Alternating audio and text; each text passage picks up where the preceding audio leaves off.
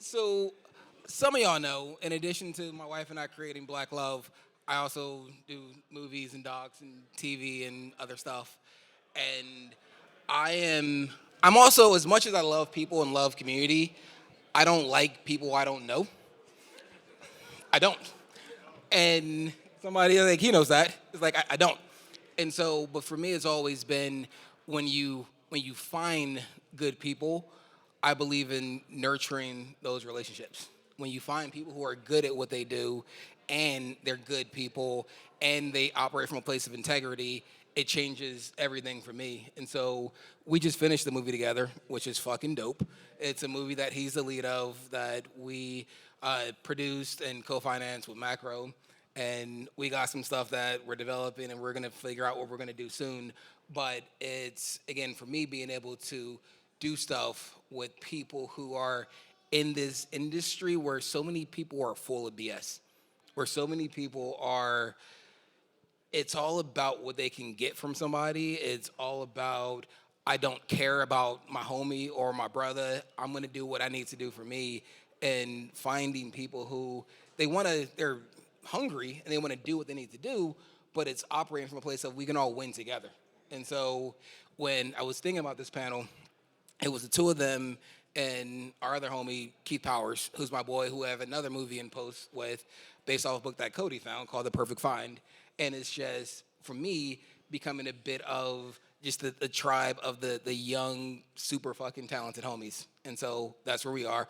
But I want to start with something, and so we had a couple of these made, and so they're fucking delicious. So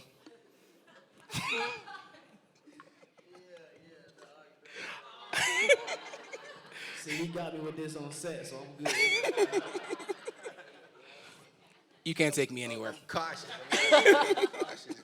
You can't take me anywhere.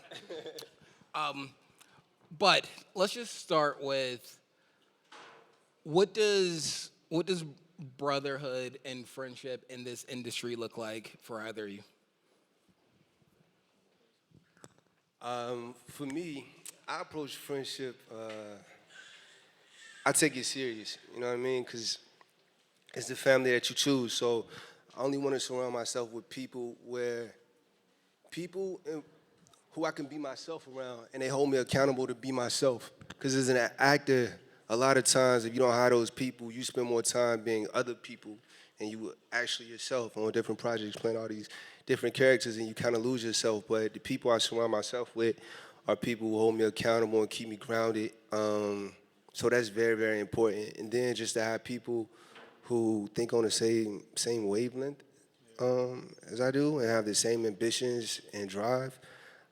I don't want to talk to bums all day. They're not gonna get what I'm talking about. They're not gonna get my struggles. I might be complaining about something, and they be like, "Nigga, you lucky you doing that." It's like, come on, man. I want more. Like, you know what I mean? They just can't relate. So to have people that's doing what I'm doing and we still have the same hunger is great. And if those are friendships that you can create before you even come into success is even better because it's a deeper relationship. You all know where you came from, and the relationship is authentic. They're not coming for you to benefit from you, but to pour into you as well. The people who mention you in rooms where opportunity is when you're not there, that's who the people are for you, and that's what me and my brothers do. And so it's like knowing where we're all going, and just like Melvin said, holding each other accountable on that mission. But I think it's just complete selflessness, though. It's just like we're all one body. You know what I'm saying? For me, having that tribe and sort of finding that tribe has been the thing that's made all the difference in LA. Because probably in more here than any place else that I've ever been, there's just a lot of bullshit out here. In relationships and friendships and people trying to backstab you and just all of it. And so finding people who will hold you accountable and they'll tell you, nah, you're fucking up. It's like, nah, you were actually wrong, whether it's in your relationship or in a business dealing or whatever it was, and know that it's coming from a place of love. And And, and people who are willing to receive it when you hold them accountable. You know what I mean? Because you is when you got them friends and you try to hold them accountable and they be like, oh, you hating or you don't understand. It's like, nah, I'm really trying to be real with you because you need people to be real with you. And when they can't take that, you got to distance yourself because that energy is contagious and you don't really want it to, rub off on you or you to feel like, am I hating or I can't be honest with this person. That relationship ain't real, in my opinion. No, because so oftentimes we don't always see the things that we're doing, and having people who you can trust. Is that better, wife? Okay. Like that, where she's just like, Right, right. and I'm like, you can hear me. It's like, nah, you can't hear me. And so having people who can push you to be the best version of yourself while still so one of the things with confluential films is it's the confluence of art, entertainment, and business told through a culturally specific approach and done authentically, where the only people telling the stories we're telling are the people who should be telling the stories. And always with integrity. And at no point am I willing to compromise on the integrity of how we're doing stuff. And it doesn't matter if how much upside there is, how much value there is, and compromising. I'm not doing it. And for me, and it's like he's smiling. Like that's Prince, our head of film at Confluential, and like we've had these conversations. We've had these decisions where we've walked away from plenty of things where it's got to be the right setup, the right people, the right deal, and we have to be able to hold each other accountable and all of that. And so, again, for me, it's just that circle. You got to be diligent with it because you spend so much time with the people that you hold dear, and you are far more influenced by that circle than you realize. Yeah, and that's the most important. Like, it's like home base is the most important relationships you can have. You know what I'm saying? Like the outside is cool, but whatever you got, whatever you call that, whether they in your house, whether they just your brothers or your sisters, whatever that is, like that's the most important thing you got. That's when you should be able to be the most honest. Do you ever find yourself being competitive with each other, with Woody and Keith and For sure, me for sure. They know it too, though. They know it. I don't because I feel like this is acting isn't a competitive sport, and I had a situation where it's like I've been on Keith since maybe 2013. I met him. We was both doing a commercial audition, sitting here. Commercial auditions are silly. You do nothing. You go in front of the camera. It was like you saw a shooting star, and you just got. Thank you. We'll let you know. And you know what I mean? So I met him in it. I met him in a space like that, and we took similar acting classes, and we were familiar with each other, but we weren't friends just yet. And we had the same acting coach, Dustin Felder, rest in peace, Dustin Felder. But Keith was booking a lot of stuff, and I'm like, yo, why am I not booking nothing? Like he's booking everything. And Dustin told me, he was like, everybody has their season. Like just be patient, keep doing what you're doing, and what's for you will come. And from that, I just learned to be patient and, you know what I mean, wait for my season to come. And throughout it, like, just because you win something don't mean you took something from me. Even if it's a role we both went out for, like, it was for you and something else will come along for me. So I just kind of learned to not be competitive within my friend circle. But I've seen times where I've had, like, hater traits for other people that ain't my friends. Like, yo, they booked him? Like, what are they? Oh, come And on, see, man. and not to cut you off, but to that point, I feel like when I say competitive, it ain't nothing that's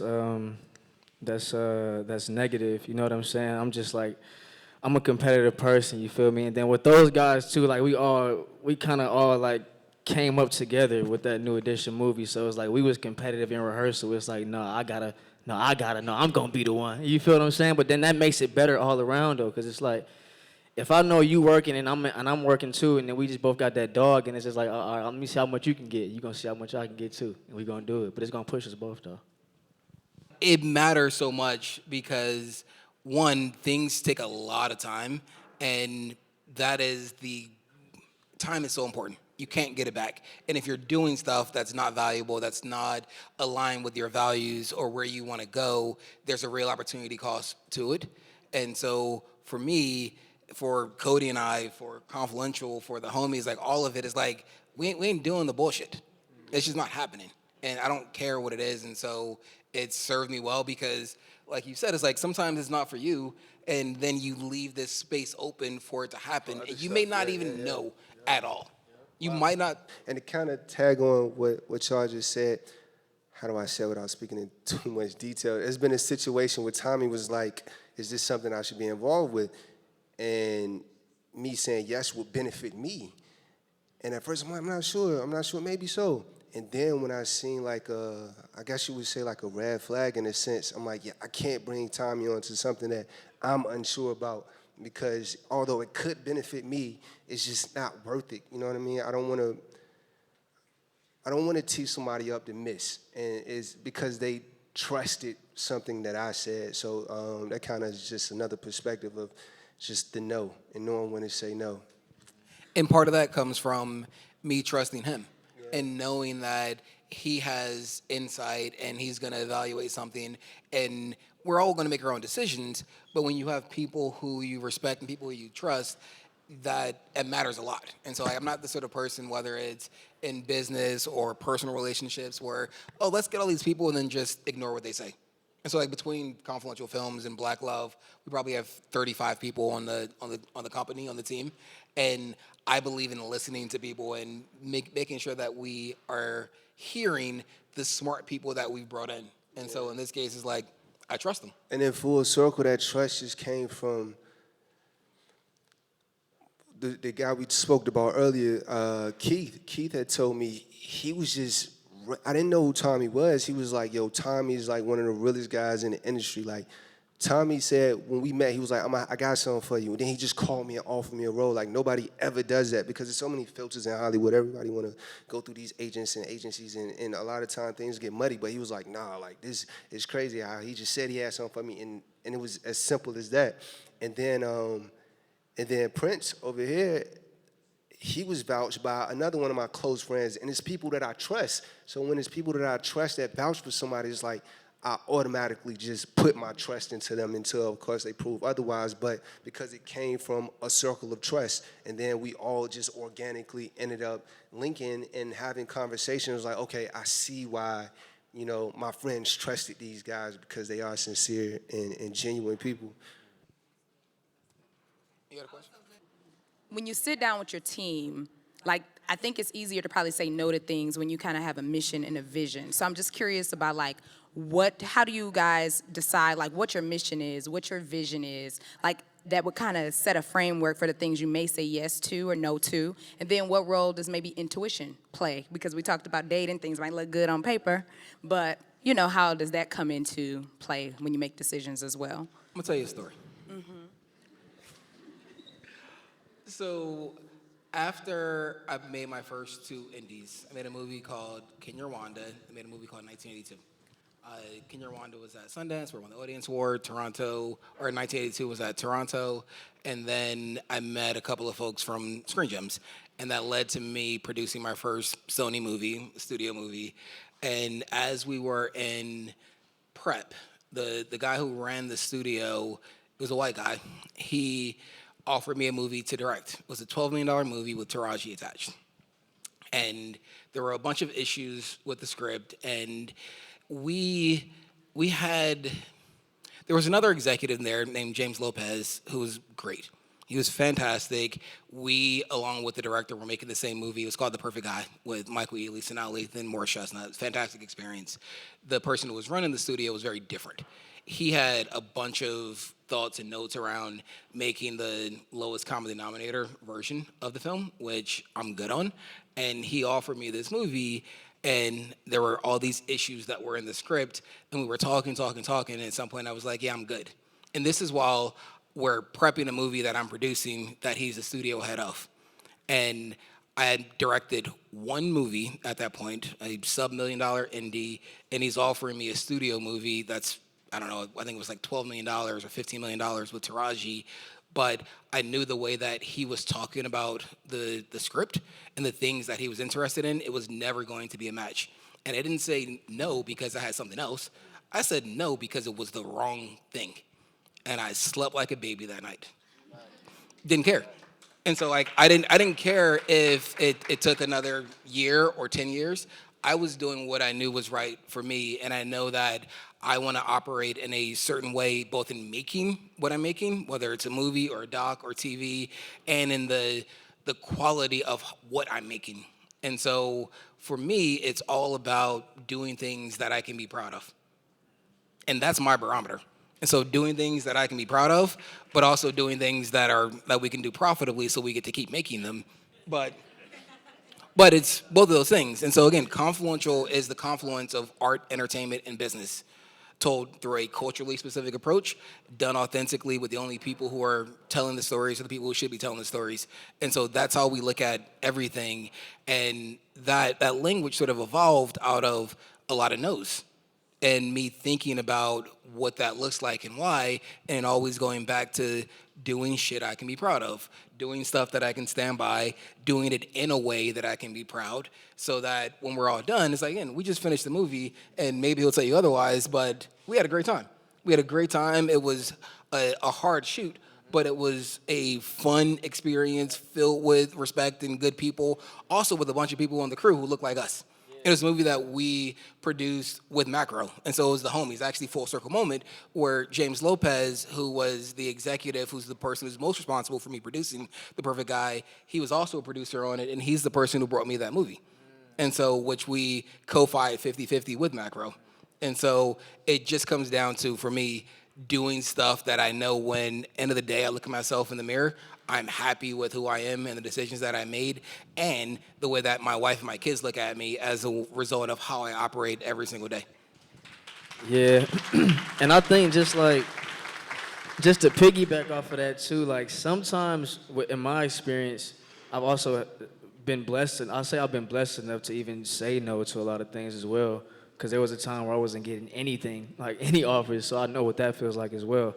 But I think it's also a thing of trusting your intuition, and because when Young, Wild, and Free came, I had like 3 other different things on the plate that I could have did, but I was just like, I had to take a gamble and go with what my heart felt. You know what I'm saying? And what I felt, my intuition was like, oh no, this gonna be the one. And then I couldn't even when we were shooting Young, Wild, and Free, I was like, I couldn't even picture myself doing those other films. But it's always gonna be that. It's always gonna be like, okay, as you keep going up, it's gonna be more and more. You're just gonna have to decipher that intuition and like what you really want. Back there.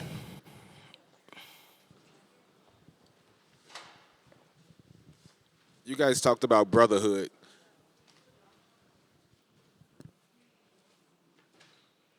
You guys talked about brotherhood. How do you know when you have a brother that you've been friends with for so long, you get them all the advice, you try to hold them accountable, and you see them not just putting in the work. When do you know to stop being their brother and start moving away from them? You can't want something for someone more than they want it for themselves. I mean, so if you don't see them putting in the work, it's not saying that they're not a good friend, and you know what I mean. But it's just like you gotta move accordingly. You know what I mean? You can't continue to invest and pour into somebody who's not doing. They need to be doing it twice as the amount of work. You know what I mean? And they can't be dependent on you to win. You know what I mean? Their success shouldn't be attached to you helping them. They should be moving along their path, and anything that you do for them is additional, and they should see it that way as well, because you don't owe anybody anything. So hopefully that answers your question. I've dealt with that a lot. When I got friends sleeping on my couch, and I feel like they got all the talent in the world, but they're not moving forward. They feel like talent is enough. It's not. You know what I mean? It's an entertainment business, and if it's not making sense for people, they're not gonna move with it. You could find a guy on the corner over here in Skid Row who could probably sing circles around your favorite, artist, but it's not enough sometimes. So if they're not working. It's not your responsibility to work for them. Yeah, to kind of like, yeah, for sure, for sure. No, for sure. To kind of hit on that question in a different way, I don't think you got to stop being their brother. I think you just got to know where to put people. I got a lot of homies that, and even family members, not my immediate family, but like cousins that they see what's possible, but then they don't, you know what I'm saying? They just don't have the whatever that is to go do it. That don't mean I got to stop being there for them, but I just know the capacity to put them in. I don't come to them with certain things, or I don't talk to them about certain things 'cause I know they can't receive that yet. So it's like, it just depending on where you want to put them in your life and if you want to cut them out or not.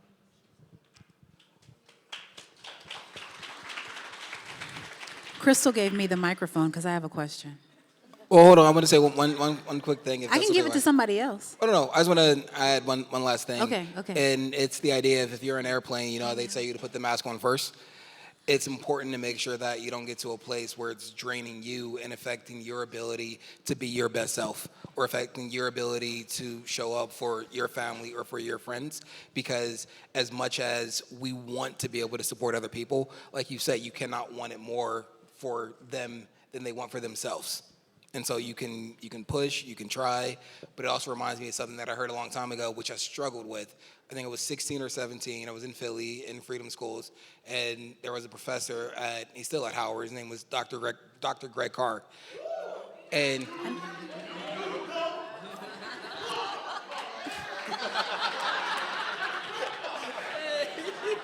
Dr. Carr. But what he said to me was that not everybody's going to the future.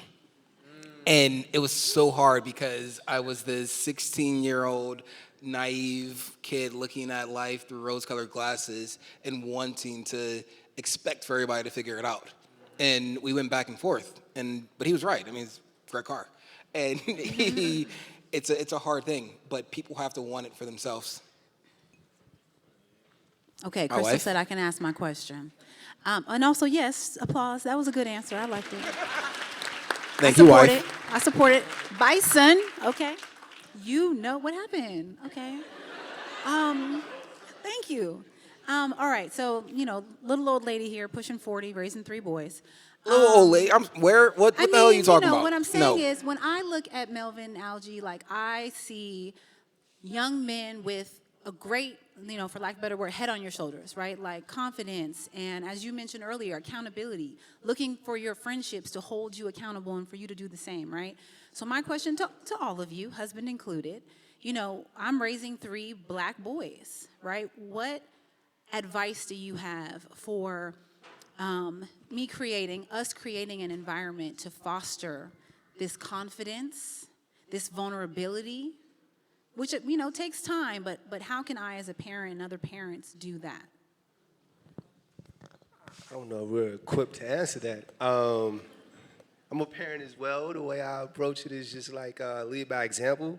If I'm vulnerable with my son and confident and I'm drowning him with, like, you know, emotion, and it's things I didn't get growing up that I wish I would have. You know what I mean? It was never any vulnerability. It was never. I had problems showing affection because my parents never did it for me, but I smother my kids with affection because I want them to know it's okay. And you could be vulnerable. It doesn't mean, you know, that you're not a man, but also be confident. Confidence is everything. But other than that, the things I feel like that helped me get to a place of where I am now, of course, you live and you learn. You got to make your own mistakes, but it's just being conscious. Like, the greatest sin is to be unconscious. And I receive that as self-reflection.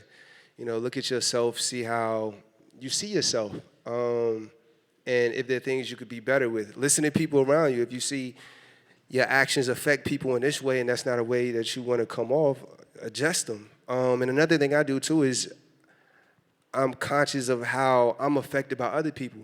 If I see Tommy moving a certain way and I'm like, damn, I really like that, like, that's something I try to, you know, implement into who I am. And if I see people doing things that I don't like, damn, he always talking. He always got something negative to say. And that's something that I, you know, unconsciously do, is like, okay, let me pull back and stop being that way. So just being conscious, self-reflect, and continue to grow.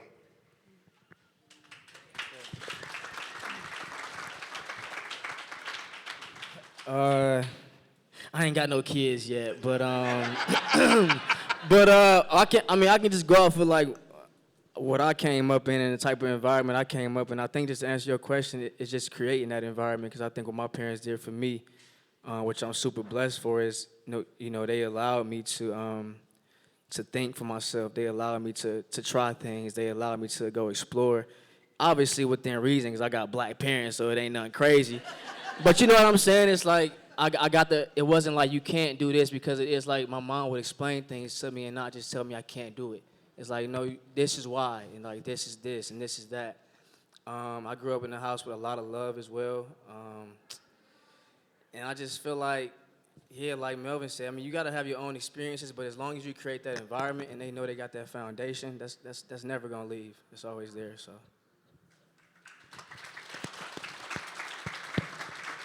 All right, before the next question, I got a Howard joke.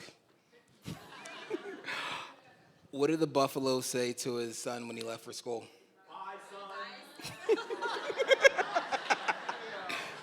I'm a dad. When does a joke become a dad joke? When it becomes a parent.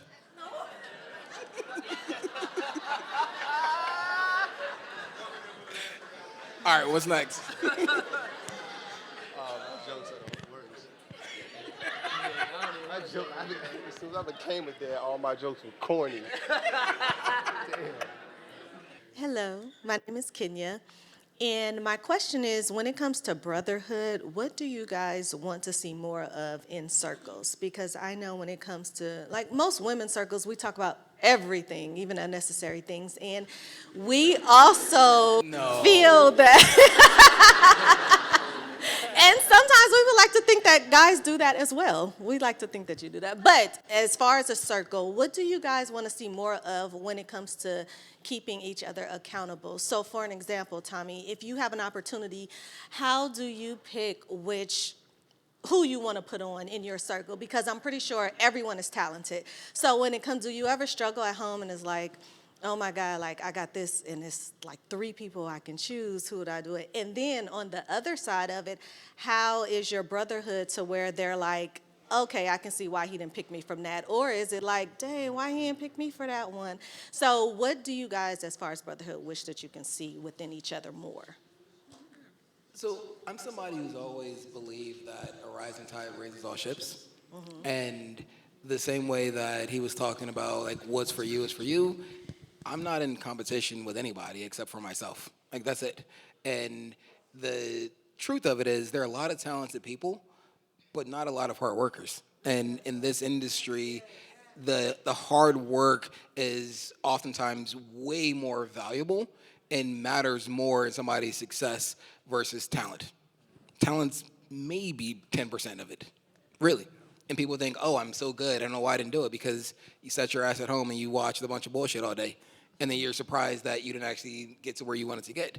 And so there is actually a dearth of talented people who work hard and who understand the industry. And so one of the things that we didn't announce is that we raised a bunch of money and we're financing movies, not just docs and doc series, but movies. And it's hard to find enough people who have an understanding of the industry and an understanding of what's going on to be able to do it. And so, which is why, like I started with, finding good people, like we have something we're developing, we're gonna figure out what else we're gonna do next, and you just develop and lean into those people.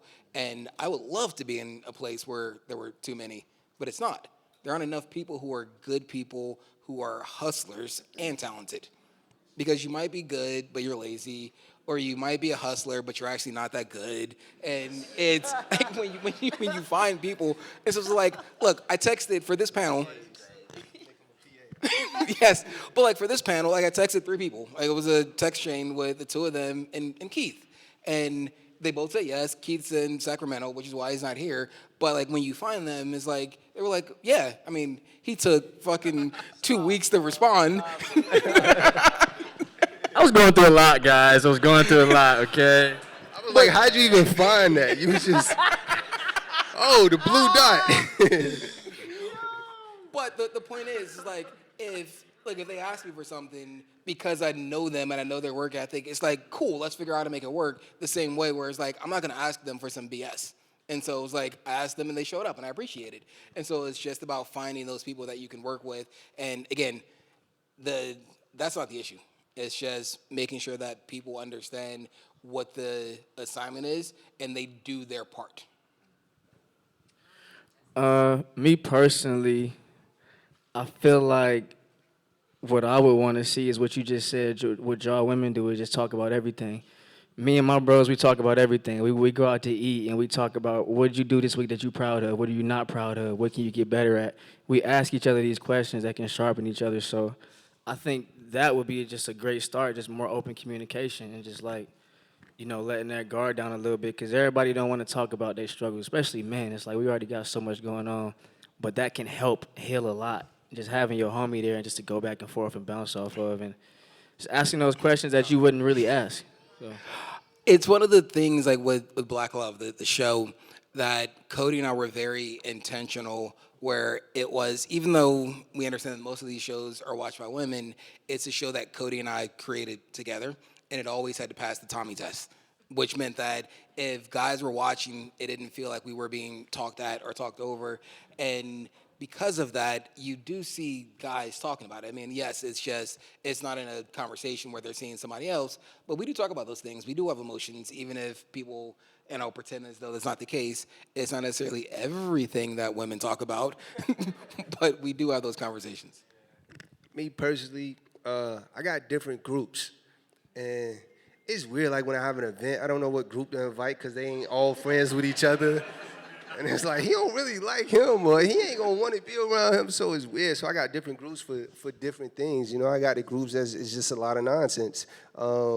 I got the groups where it's like the actor group. We just talk about work and what's going on and what we're watching and what we're going out for and that type stuff. And then I got like the group of people I grew up with where we just talk about nonsense too, but it's not like I'm going to that group because I need to like let things out or express myself in a certain way. It's just these are my friends I grew up with, so I just got like different groups for different things. So I guess I figure out where I could put you when I meet you.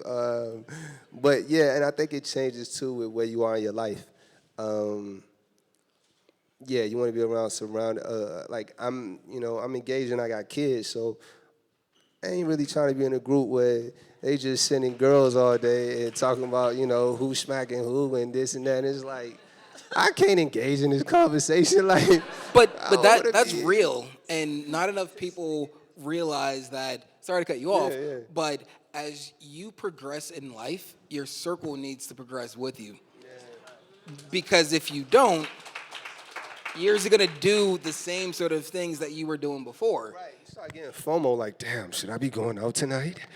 The kids are asleep. What should I do? But the kids still wake up the same time in the morning, no matter what time you get in.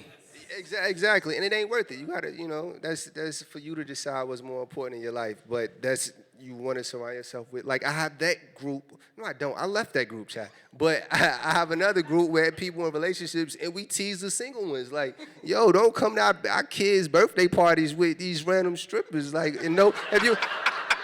if you ain't got no kid, don't show up.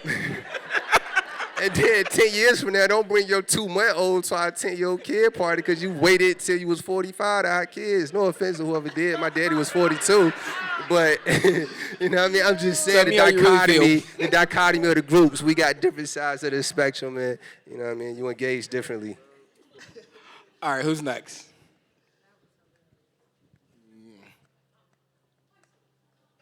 What? Right there.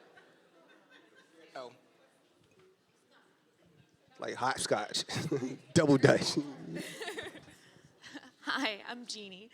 Thank you so much for what you're doing today. I really appreciate hearing your all's perspective. So just in the interest in supporting Black men, right? You talked a lot about relationships and holding each other accountable. And I want to kind of talk about the steps to sort of walking back an issue where you were held accountable and didn't handle it well and maybe decided to cut off the relationship for that. How does someone in your life who's your female counterpart, let's say, help you to sort of see something like that when they can sort of evaluate the situation from an objective standpoint? What's been like maybe said to you that's allowed for that reflection that Melvin was talking about? It's a long question. Nah, it's fine. I think you have to trust that person.